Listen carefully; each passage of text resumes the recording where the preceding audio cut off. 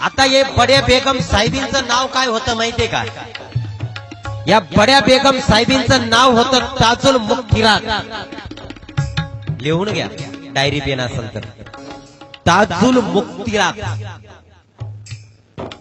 इतिहासामध्ये बडे बेगम साहेबीन म्हणून सुपरिचित आहे ती, पण तिचं नाव होतं ताजुल मुक्तिरात.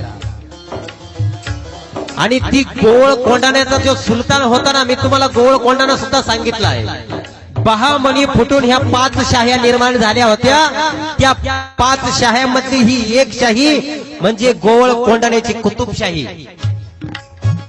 आणि हा गोवळ कोंढाण्याचा जो सुलतान होता अब्दुल्ला कुतुबशाह,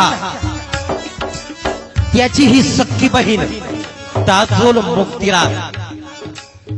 आणि हिला टोपण नाव सुद्धा होतं बरं का.